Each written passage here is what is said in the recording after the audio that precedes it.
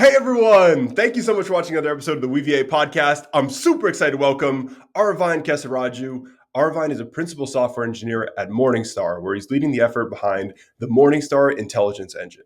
Firstly, I want to give a huge thank you to our sales engineering team for organizing this. I'm so grateful for this opportunity to speak with you on the podcast, Aravind, and dive into all these things of building real-world production systems with agents, RAG, vector databases, all this awesome stuff. Aravind, thank you so much for joining.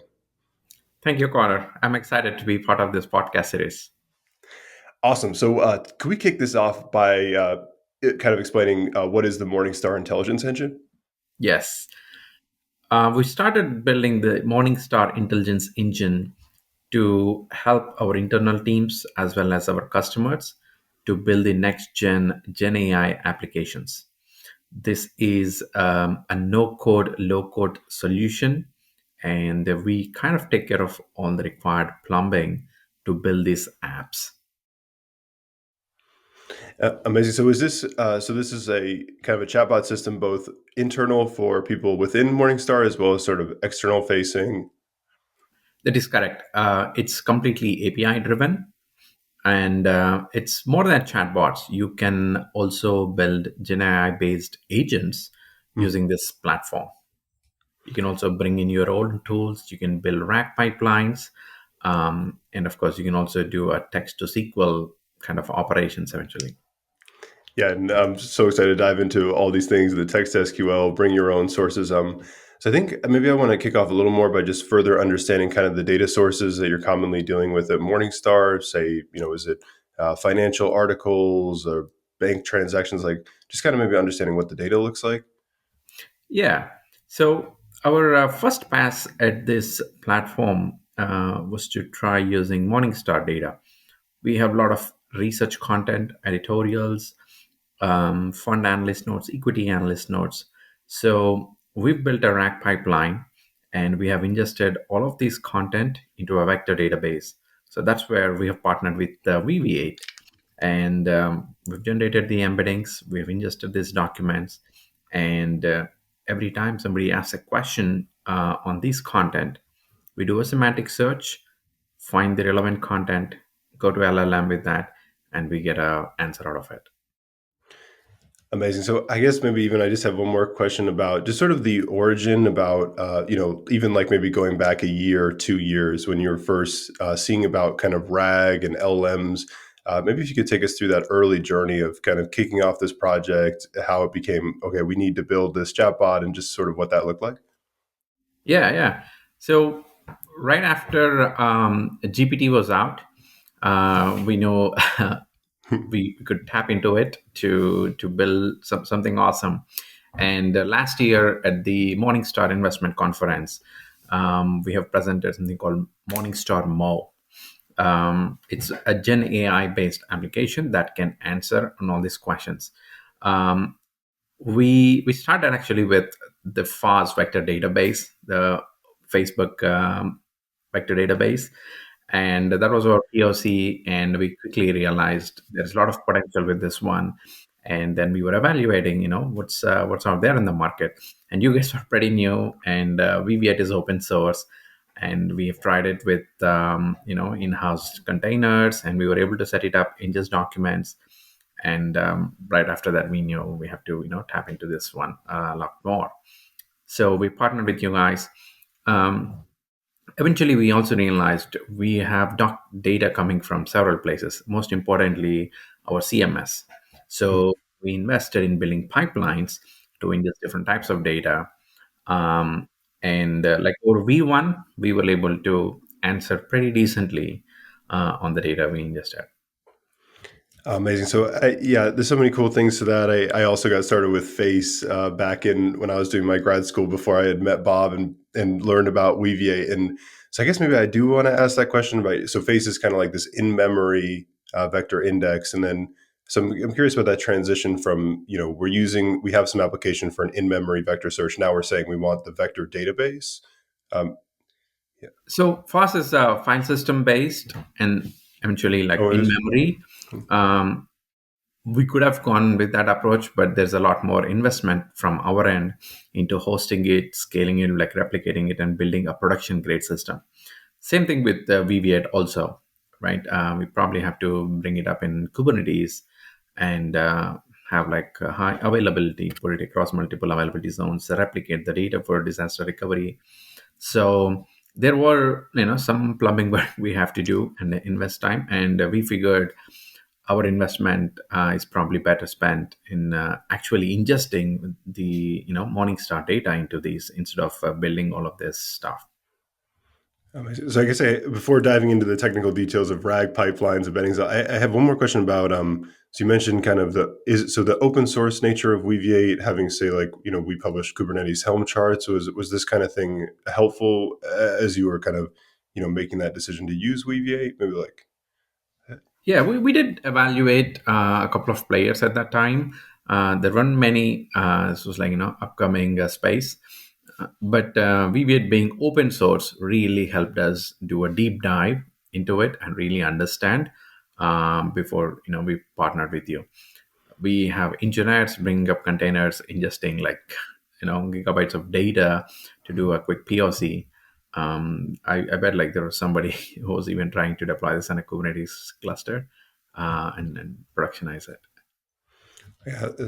So cool. So yeah. So I think there's a lot of these maybe deployment topics that I personally don't know too much about, so I can't really zone in as much as maybe our listeners would want. But I think this whole space of understanding this, I guess maybe like the business strategy around how you like open source containers and as well as kind of Kubernetes like deployment, and then you can kind of like just post request it to the cluster, stuff like this. But yes, I maybe love to transition maybe into some topics that are more common to this podcast. So building these RAG pipelines, I'd love to know about your experience with, I know that you've built your own embedding pipeline, as you mentioned, and yeah, just the whole story of maybe the evolution of chunking strategies and just how this RAG pipeline has been evolving over the time. Of course. The initial version was really reading these documents. No clear cut strategy on how to chunk it. Read them, break them at pages, I guess, or fixed sizes, and then ingest it. And we were trying to see how good the answer is. And from there on, we realized very quickly we got to work on ingesting with some other techniques where maybe there is a potential data overlap between each chunk, right? You can always bring in a paragraph from the next page, and when the semantic search matches, it gets the complete context, and you pass the whole context to the LLM. So when it gives out the answer, it has the relevant information. So we have a R&D team with us that is trying out all these chunking strategies. And since our inception, we have re-ingested all of our documents at least a handful of times. With every time we're coming up with like a better ingestion technique. There is also this re-ranking approach where after you retrieve the content, you can sort these results based on which one is more relevant. Building the pipeline itself, that has its own challenges. Morningstar uses so much of content on a daily basis, so we had to automate some of these. So we built pipelines to integrate with our CMS, and these things run on a schedule, and there's like a pops up kind of mechanism where new documents get processed. The ingestion techniques are also different depending on the data type, right? You got your text files, you have PDF, you also have JSON content. And for some of these content, we have to look up like other databases and do some sort of like mapping and then ingest it. Oh, so many cool nuggets in that. I love that, like embed small, retrieve big. I think Llama Index had first come up with that phrase, and I definitely want to dive into re-rankers. But I think maybe a technical nugget we could explore further. Obviously tapping into your experience building the real world systems is yeah, I'd love to know more about the tooling you use for this data pipeline. Like you have new content to Kafka. Sorry, to I want to say Kafka topic. This one, you have new content added in Morningstar. Is there like a Kafka topic that then sends it to the embedding queue, or like what are these systems? What kind of data pipeline systems? We are on AWS, so if you have your documents on S3, we can safely try out like a SNS topic, SQS queue, and you can have your Lambda functions. But you're also on Kubernetes. So we have our pods that can scale based on the amount of load that is coming in. Um, yeah, we didn't go the Apache Kafka route, rather stick to SNS and SQS. We also use Celery. We're Python heavy, so Celery is extremely robust, and it gives us some sort of nice fine control on how well to scale these workers. There's like retry mechanisms and everything. Um, we our access to the models, we're on Azure as well, so that's how we access the OpenAI models. The embedding model we're currently using is the text embedding at 002, and we did run into some scaling issues, especially if there is a big influx of documents, and that is where this sort of queuing helps us. um, I mean, there's still some ongoing fine tuning over there to make sure we extract like the best throughput from the framework we're building here. Mhm. I'm so interested in this topic. One of our earlier Weaviate podcasts was with Kevin Cohen, who was building Noom AI, and Unstructured also is like this space of like ETL for LLMs and building these data ingestion pipelines. And yeah, I think it's very interesting to hear how sophisticated the system you built yourself. Like, you already have the task queue thing. And so it sounds like that's not the kind of thing that you'd want to outsource and go buy. Um, Perhaps not the underlying system itself, rather, this is a platform feature of Morningstar Intelligence Engine. So, as a customer of the Morningstar Intelligence Engine, if you were to have a million documents, you can just give us your S3 bucket or URL where your documents are hosted, and we have some techniques to automatically pull from there. Um, we also provide options on the platform on what sort of ingestion techniques you want to use. There's this basic ingestion which you don't have to worry, depending on the data type, we apply the best one, but you can also customize it and tune it. Oh, amazing. So I'd love to now dive further into these chunking strategies. I think this is one of these topics that has just evolved so much. You mentioned starting off with page breaks, and I think personally with a lot of the systems I was building to explore this, I was just using that kind of like 500 token rolling window thing. And we mentioned that kind of like you could retrieve, say, a 200 token or a sentence level chunk and then feed the whole surrounding context. I guess maybe one idea. So I want to kind of run some ideas by you around the chunking space and see what your sentiment is on them. And I want to kick it off with Anthropic had introduced something called contextual retrieval, which is basically you pass the LLM the chunk, and then you also give it the content it was sourced from, and then the prompt is like, please enhance this chunk with the context that might have lost. So I had Nils Reimers on the podcast, and he used to love telling this example about how when you chunk these SEC 10K reports, you have like, say, in the second paragraph, it's like, we increased revenue by $3 million, and it's like, well, who's we referencing if you just chunk that like that? So what do you think about that kind of technique of using LMs to enhance the chunks? Oh yeah, it's a fantastic checking strategy. I must say, it does enrich the content we are ingesting. Um, Depending on the content, you can always ask it to enrich it. You can also ask the LLM to summarize that piece, and the summarized content is also ingested. So you are generating embeddings on that as well, so you have a better semantic search. My favorite is to actually generate synthetic questions using an LLM on the content we are ingesting. Especially if you're using like a chatbot, almost always people are asking questions, and you have a far significant match by embedding those questions.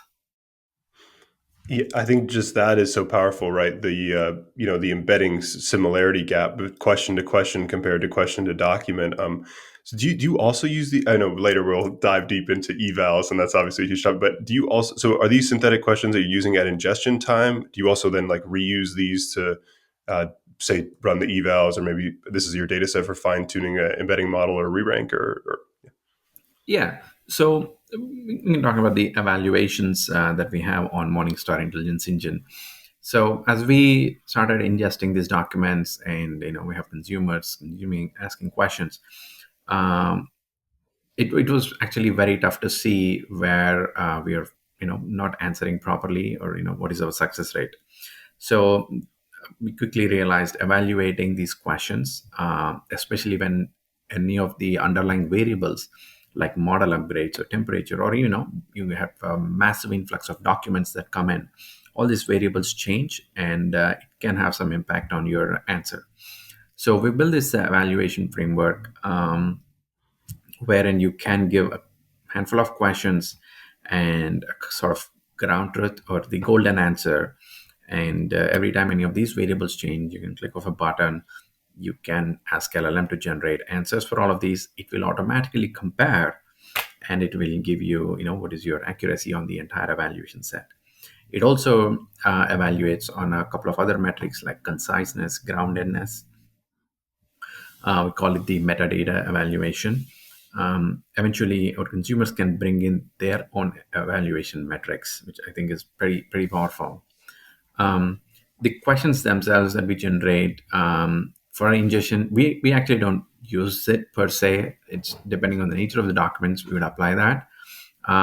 We won't use them, but we have a good database of questions at this point, all of which we can always evaluate based on human evaluation. We have like subject matter experts, and there's also this partial LLM based evaluation that we could do. So I really want to, going deeper into evals, I really wanted to ask about, I think kind of maybe there's a few topics in here I'm really curious about, like how particularly the eval set is, is this like a CI/CD type of thing where every time you change the chatbot slightly, you rerun this, or what kind of visualization tooling you're using. And then I'm also really curious about, I love thinking about like people who build chatbots for finance, legal, medicine, and we are software engineers. Are we even able to assess the quality? Or so I'm always curious about this like collaboration between financial experts and the software engineers. Yeah, can we just continue going deep into the eval tooling? Yes. So you don't have to be an engineer to consume Morningstar Intelligence Engine and evaluate your Gen AI application. The interface is pretty intuitive. Um, it's a handful of prompts for your app. You ask a question, and you actually have a button that says, upload your evaluations. You can really type out the questions. Eventually, we're going to expand this to generate synthetic questions based on your data that can be used as your evaluation set, so that the moment you ingest your documents, run these questions. Having said that, if you use the same model for answering, same model for generating the synthetic questions, I think we could run into some issues. So I would switch up the models. I would even switch up or introduce some additional data to generate these synthetic questions as a context, additional context, to introduce some sort of variability there.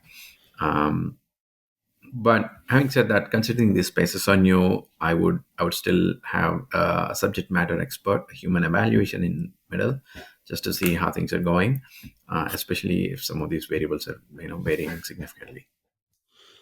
Yeah, really. So, kind of my natural question then, continuing on the synthetic question generation, is just kind of asking about the LLMs that you're using. Like, obviously there's like GPT 4.0, maybe even O1 and Gemini, Cloud. But then there's also this super exciting way, in my biased opinion, I guess I set this up by, by introducing it that way, but with these llama models and the ability to kind of host the llama models yourself. So I'm kind of curious where your sentiment is on, in the future, do you think you'll continue using the OpenAI models, or do you think these open source models?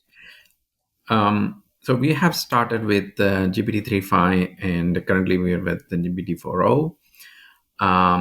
In the middle it was like GPT 4, and we have seen some very good improvements on the OpenAI models. We have explored other models as well, and it's an ongoing basis. We continue to try out different models and see which model better fits the kind of data we have. On the Morningstar Intelligence Engine, we actually provide a host of these models that users can pick and choose, and depending on the kind of data you have and your use case, there's a different model for that. I still think the OpenAI models are in a very strong position for most of the use cases, at least. The llama models, those are my big favorite. They're always on my laptop. I run them with Llama itself. They're also great for fine tuning, if anything. So we've done some sort of fine tuning to figure out if we can use the models to generate content in Morningstar style. So there was an exercise that was done. It's an ongoing exercise, but any sort of like fine tuning or even like training for the matter, like training, fine tuning, these are expensive affairs. So I would just categorize them under research. So on that, yeah, that's so interesting. Fine tuning models in Morningstar style, like speaking in a particular tone. I guess I'm curious. What does a data set look like that? And then I guess also on the technical end, like how do you feel about the tooling for fine tuning? I think OpenAI has a fine tuning API. Is that mostly what?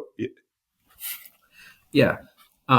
For fine tuning, we use the Llama models, and we are set up on Azure. And as far as the training data and fine tuning training data is concerned, we relied heavily on synthetic data for certain type of content, and of course we have the Morningstar content as well, right?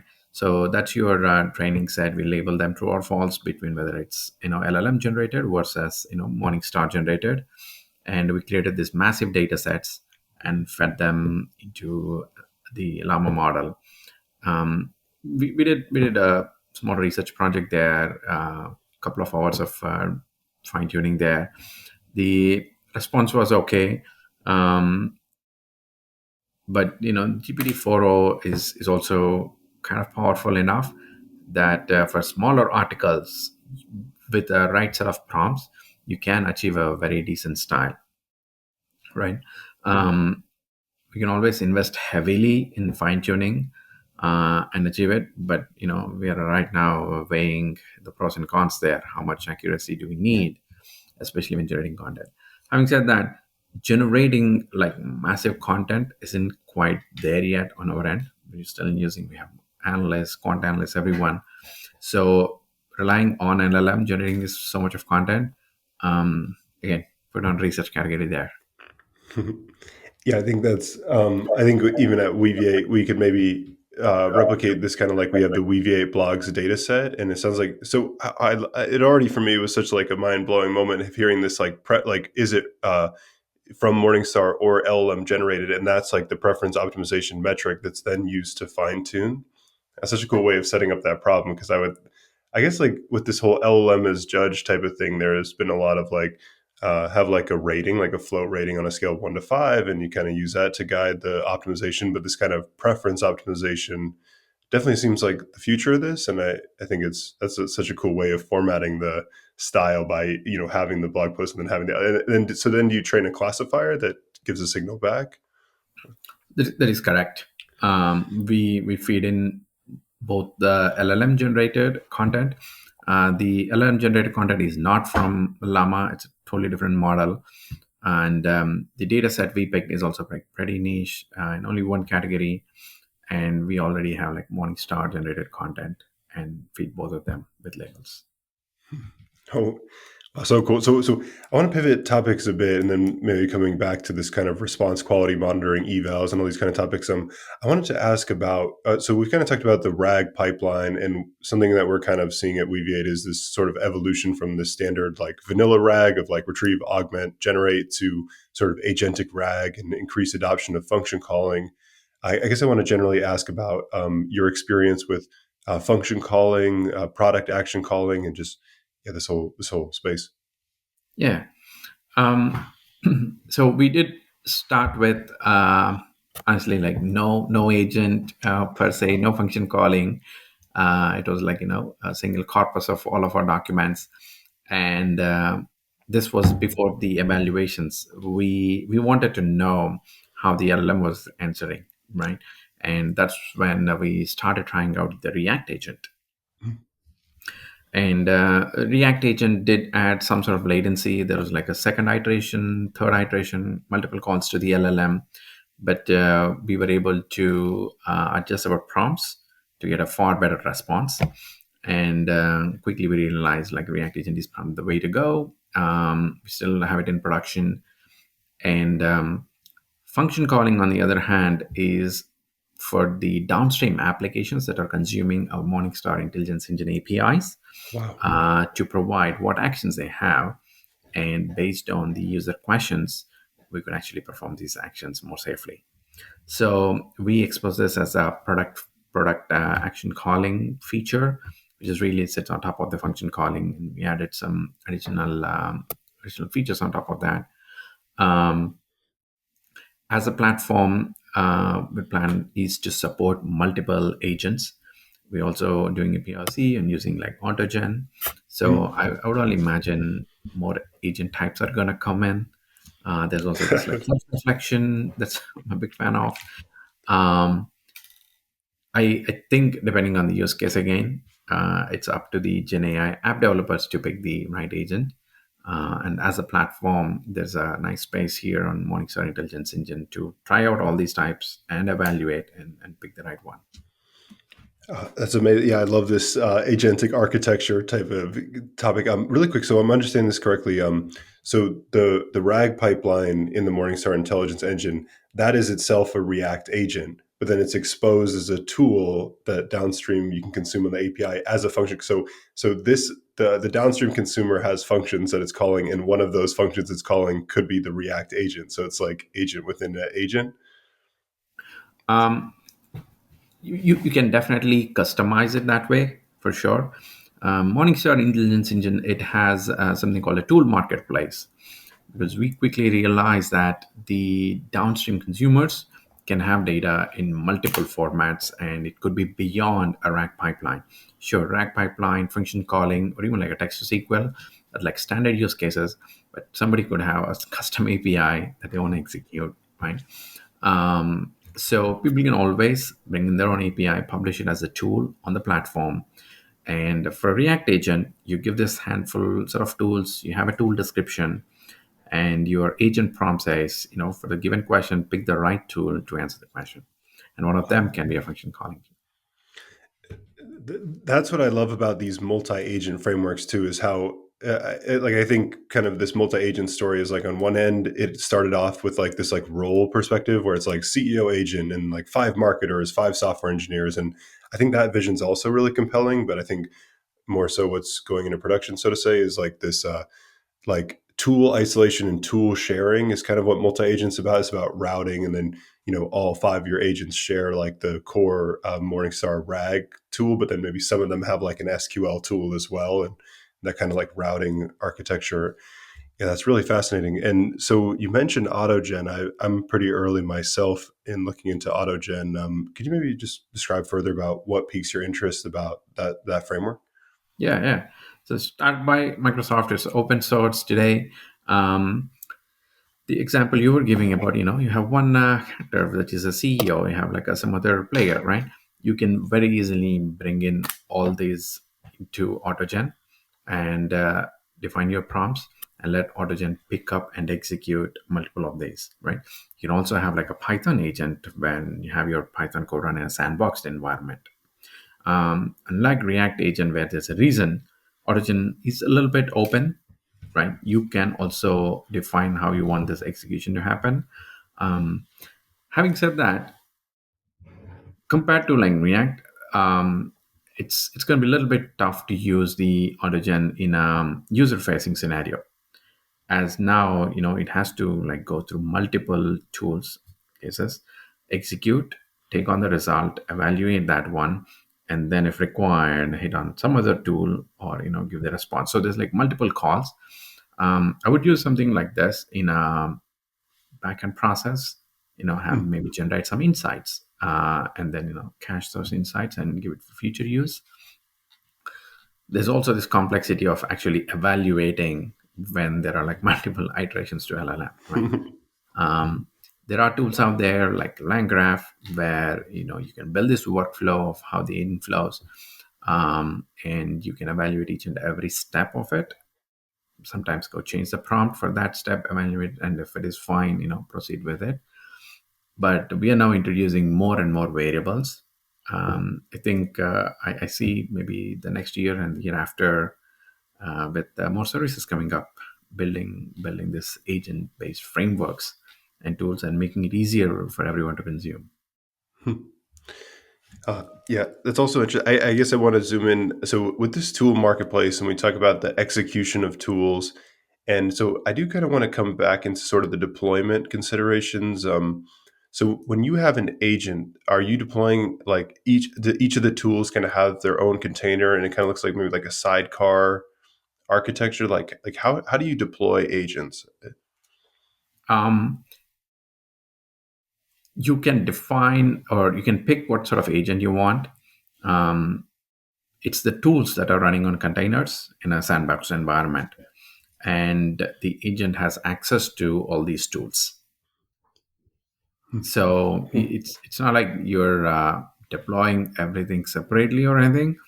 The you have like we have a fantastic UI. We have an API where you can pick and choose the tools that you want, the type of agent you want. You can define your prompts and everything, and then there's like a deploy button, and all of them just are available in the form of APIs. That's so cool. And I think a lot of this like code execution, I saw like a recent acquisition from Together AI acquiring like a code sandbox company. And yeah, it's definitely like a really interesting emerging category. So I'm also curious about, so we're talking about agents and how that differs from like chatbots. You mentioned the latency increase, but then agents, when I think of them, they're really good at these like background tasks, like Google with their new Gemini 2.0 announcement. They're also saying, hey, we have research agents. So if you want to have say like I want to, I don't I don't know enough about finance to even maybe pose this, but say like I want to research a particular kind of ETF, maybe right, something like that. And so I want like a report, and it's gonna I'm willing to run it overnight or so to get like a really great report. Are you starting to look into these like this kind of functionality that maybe runs for a while in the background? Yeah. So report generation is a fantastic use case. You also have to tap into multi-models at this point, where you want to generate some sort of charts into it. But considering a financial institution, this is a very risky part. Using LLMs to generate these sort of reports, you need somebody to always look at them, confirm it is good. Um, I think we are near there, but it's I would still put under a research category. Just considering the complexity involved in it, what sort of categories or topics you want to use in generating this sort of report. Um, Image data, like generating images or prompt, it's okay, but I think the level of confidence compared to like the RAG or text-based content is for images is pretty low. Um, yeah, but I can definitely see this happening very near future. And so it almost inspires me to think like if I ask, say, just the Gemini research agents, if I'm like, I want to report on everything that's been done on text to SQL, and maybe even I have a draft of a paper, and I'm saying, hey, I want you to sort of compare it like this. Maybe thinking that it has a huge, like maybe there are systems and there are niches of this kind of like agent economy where there is a human that does look at this report before it goes back to you. And sort of like with Cursor, Cursor, how they introduce like you can have O1, but it costs you 40 cents to run the inference. And so you're kind of paying for it, and it has this new kind of user experience. Awesome. So I did want to kind of, I had one more question about the kind of chatbot. So pivoting a bit back to chatbot, and I understand with like financial chatbots, you have to be careful about hallucinations, and also particularly this guardrails around like investment advice, and I'm sure more things that you're aware of than I am. But what kind of goes into sort of the guardrails around like a financial chatbot? Yeah. Correl's most definitely extremely important as this space, especially we're using LLMs, and there could be all sorts of prompt hacking, or just LLM being LLM, and hallucinations. So we have a couple of checks. We don't do like PII, questions. Everything is anonymized. The response that gets out is verified even before the response is generated, like the instructions that go to LLM. We have a compliance template that's it's also a prompt at the end of the day. um, we're building a framework where people can bring in their own guardrails. You can always build it using LLM, or you can use smaller models, because these are not like too expensive. You don't actually need a full LLM. Sometimes for some sort of code checks, or even like PI, as I said before, you can use a regular expression to verify. There's no such thing being leaked out. Um, Hmm. there are a couple of services out there that provides us guardrails as a service. We have explored a couple of them. At this point, I think relying on like an in-house built guardrail solution we found was the right approach. It allows us to really fine tune it, and we can always offer this as a platform feature, so people can bring in their own guardrails. I could, yeah, I probably have even some examples on how to build a guardrail using LLM, right, and a simple prompt. Yeah, the LLM building the tooling to help protect the LLM system. So I guess okay, I do quickly. I want to ask this question about the anonymization of these questions. So I imagine the way that this works is, if it's like looking at my personal checking account, it has to do something to make it so like you can't tell it's my personal bank account or something like that. So I guess I'm curious firstly about how these algorithms even work, and then I'm curious if that lessens the like a lot of this is about like you have to deploy this in someone's particular data center or on their particular private cloud just because you can't network this kind of sensitive data. But do these anonymization techniques, do they maybe make it easier to just go ahead and just network the anonymized Yeah, records? yeah. So we do not know who is asking the question, but we can always group the questions to enable like conversation memory. So you always know what the previous question was. We're on Kubernetes, so we can always bring up like a new instance of the entire Morningstar intelligence engine as required. Considering we're in a financial institution, I bet our customers would also want their own hosted solution. Yes. If you're working with customers in Europe, maybe they don't want the data to get out of Europe. Um, like while the questions that are asked are like anonymous, we know the I know what sort of question it is, what sort of tool is we'll be using to answer this question. So some of these metadata is extremely helpful for us to make improvements to our RAG pipeline. We will know what sort of data we should ingest more. If and we can also look at like some of these answers where there's like maybe hallucination perhaps, or it just like errors out. So all of that information is useful to improve the product. Super cool. So then I guess my second question from talking about guardrails and the hallucinations around financial chatbots and this kind of thing is so I'm very curious to just dive further into this idea of like, let's say it's like in Q3 Morningstar's revenue was this number and it's a private company, you don't want that getting out. So you say you have some way of saying this particular sentence. I don't want this particular sentence to ever come out. Uh, I mean, if that is public information, that's fine. yeah. But if it's not public, I don't think we even like ingest that sort of information into the vector databases.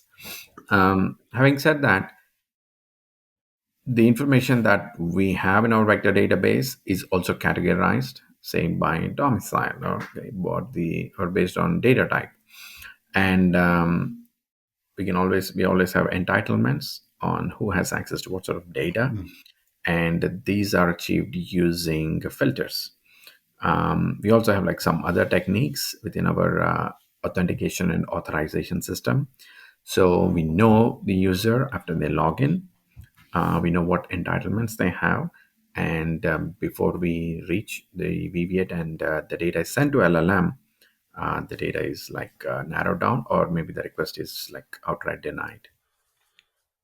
Super cool. I'll use the opportunity to plug Weaviate's 128 supporting RBAC and this kind of in my story. I remember like early on with Weaviate being at a meetup and somebody was like, "Do you support RBAC?" And I came right out of my PhD in machine learning, so I knew nothing about this like enterprise data. So I'm just picking these. I think like another thing that interests me tremendously is with Weaviate, we had this like multi-tenancy and designing multi-tenancy natively. And I think there could be something to multi-agent systems that utilize this kind of like yeah, like this design of like access, whether it's like this data governance perspective of just like, no, these agents can access this data. I know people build systems where it's like economies of agents. Um, we have a massive data lake, and it has like fantastic entitlements built into it. So as we build an agent that consumes data from this data lake, uh, we will honor whatever entitlements are provided by them. We're not going to reinvent the wheel there, right? And every request that goes through, it goes to the same pipeline that the data lake system built in, and all the entitlements automatically flow in. So this is why, I said before, Morningstar Intelligence Engine has this like tool marketplace where you can always build a tool that talks to this sort of data lakes, and all the entitlements and everything does not have to be rebuilt or redone into the platform. Rather, you just like tap into those existing services. And that really inspires me to ask about that RAG pipeline we talk about, building it with SNS, SQS, and how that integrates with the existing data lake system. Is so you do this data lake thing kind of like by yourself, sort of like, rather than say using like Databricks or Spark. We have in-house, we have Redshift, but we also have like so many other systems, and there's like a massive team that owns and manages the Morningstar data lake. Awesome. Well, yeah, so many interesting topics here around this Morningstar Intelligence Engine. Another topic I really wanted to pick your brain further about. The first time we talked about this, it unlocked a lot of ideas for me. Is your experience with text to SQL and building these kind of systems? Yeah. Yeah. So right when LLMs, became like popular, and we realized what we could do with the Gen AI, my first POC was really a text to SQL and see how good it can be. Um, there are a couple of open source models right now that are doing like a decent job. There are a handful of companies out there that are also providing these text to SQL models as a service. Um, can even give the schema of a database to models like GPT-4o for even, and ask them to generate a SQL statement for a given question. Having said that, I noticed the accuracy is like around 83% if you give it a handful of tables. Um, there's also this concept of using a SQL agent. Um, so for massive databases, you rely on the agent, and it's going to try out a query. If it's not going to work out for the question you have asked, it's going to try it again. Sometimes you can always have a table that lists the rest of the database schema, and you can use this table as a reference, or that's as your first call to an LLM. A handful of techniques out there. In my observation, I noticed that if the tables are maybe less than 10 or something, and if the column names are very precise, so much that you don't need a definition for these column names, the LLM is really good at writing a valid SQL statement. So we have a table called, for example, rating, and that has like gold, silver, bronze kind of values, and you ask for like an average rating. It just tries to apply this average on a text-based column, and it outright fails, right? Instead, if you have something like a rating ID and rating text columns, it knows to apply the average on rating ID, because that's an integer, right? So these sort of like techniques are pretty valuable. I also found that if you create views on the existing tables, and it's one less thing for the LLM to do, like in terms of like joins, it's also very powerful. Amazing. I think we started looking into this. Andy Pavlo, who's kind of a famous database professor at Carnegie Mellon. For anyone listening, if you haven't already seen Andy Pavlo's database course, I highly recommend it if you're interested in databases, of course. But he had this idea of like looking at the workload to maybe rename certain columns or transform. And I think with this SQL tool, it's so interesting that the first part of the text SQL is always about assembling the right, we call them collections at Weaviate, but like the right tables to put in the input. And so yeah, that idea of a view, I find that so fascinating. Like, do you maybe see like a batch of queries? Like, say you look at a log of 100 queries, and that's what informs. Okay, let's join these 20 tables to create this view for future queries. Um, but I don't know about automation in that space. I would just create these views on a use case basis, especially with the Morningstar Intelligence Engine. If your data is in a SQL relational database, um, create views on the type of data you have.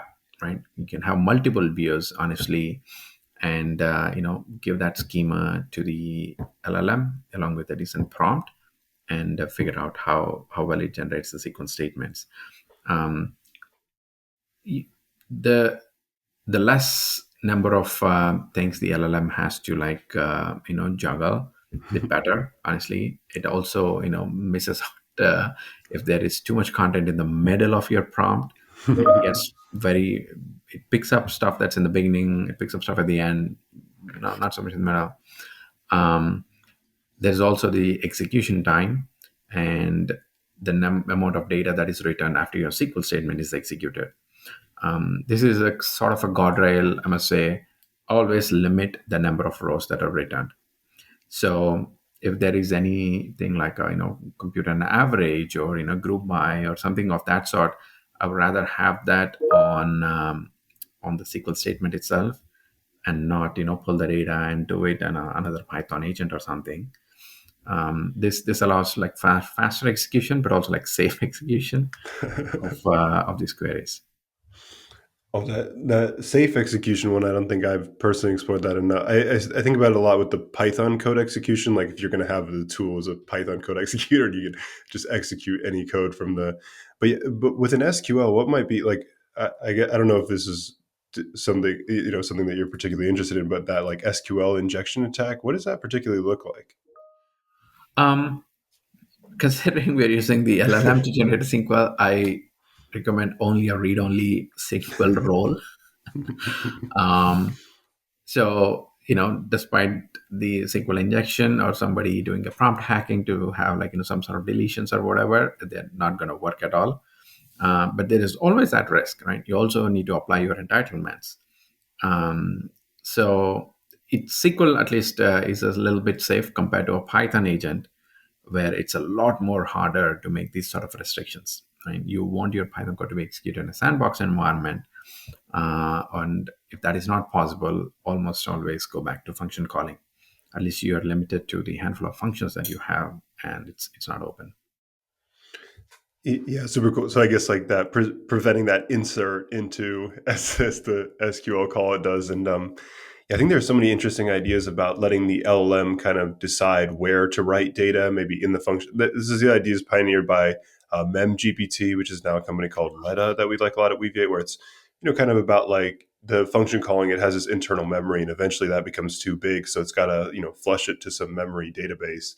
And that brings me back to talking about multi-tenancy and how each of these agents could have their own like, tenant designed easily, and yeah, all sorts of exciting things.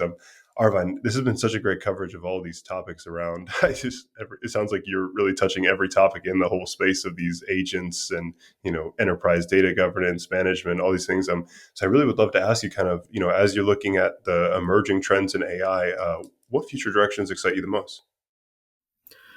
Um, as an engineer myself, I use it almost on a daily basis for software product development, architecture ideas. Definitely help with coding, like almost on a daily basis. Like the amount of time you spend coding is like significantly decreased. Like troubleshooting. I think we're just getting started on this particular space. The other aspect is the agents. I know they're a little bit slow. They are risky. It's hard to evaluate. But I see potential, a lot of potential over there. I think we're just getting started with those, especially like the background jobs that you can run using these agents and let them like take a decision. It's extremely powerful. Um, One area which I'm not personally explored much is multi models. Like how does images come in here? Given image, it's awesome to answer given an image or even like generate images. But where do they apply in terms of real world scenarios? Can I actually generate a report? Can I actually trust it? I'm very much looking forward to that space as well. Yeah, I guess maybe zooming in on the multimodal, I'm very curious about the enterprise applications of it because I think like if you want to create a chart, you'd probably just use like a function call to say something like hex or matplotlib, these kind of things. And then if you maybe want to create like let's say you want to create like a DAG visual of some technical process you're describing, I again kind of think that you probably wouldn't just image generate that. You probably like pass it into some like DAG creation tool. See, I guess just maybe thinking further, like what is the enterprise application of image generation? Yeah. Yeah, yeah. So passing it to some sort of like a tool, you're now again talking about using some sort of pandas agent or something. That means you're still running it again in a sandbox environment, um, like evaluating a piece of code and the output that it is generating. That's very tough, especially depending on what people are asking, the kind of use case. Like imagine writing a piece of code yourself and you got to go through unit testing and all of that jazz. Now you're trusting the LLM to generate that and you're going to use this in production. I think there are a lot of risks there, but I also think maybe that is the future. We just have to like play safe a little bit here and continue this ongoing research in this space. Um, I'm a big fan of building dashboards using some of these tools. Recently used Plotly Dash. You can generate fantastic insights, which otherwise would be extremely hard. Yeah. Amazing. That actually reminds me of a conversation, a topic from our early conversation that I forgot to kind of work into the evals category, but about this like question type classification and how you think about that. Like, you're looking at your evals and you're getting a particular type of question, and you have maybe classifiers for types of questions, and I think it ties into this like analytics dashboard. And yeah, how do you think about that? Like identifying the types of questions your chatbot is getting and how that might evolve. Um, I think at this point, at least Morningstar Intelligence Engine, we know which tool should be answering a particular question. Um, Considering this like massive questions database that we have, we can very easily categorize that. Um, we can always use an LLM to categorize it, do like a few shot, or maybe there's like another tool to categorize. We haven't like explored anything on that space to manually categorize or automatically. Um, yeah, I think it's just this is a use case that we've not encountered, but that's about it at this point. Yeah, so cool. I really love that topic. I had seen Berkeley has this like chatbot arena, and they've done this work around like topic modeling the kinds of questions people are asking in chatbot arena, and yeah, doing this like summarizing the clusters to just see what kinds of questions. And but it sounds that perspective of like just is it using the right tool? How much are each of our tools needed? That sounds like probably the most practical thing there. And yeah, awesome. Well, Arvind, thank you so much for joining the Weaviate podcast and sharing your knowledge about all these things. It's such an awesome deep dive. I've learned so much. Thank you so much. Thank you, Connor. This has been awesome. Thank you for the opportunity.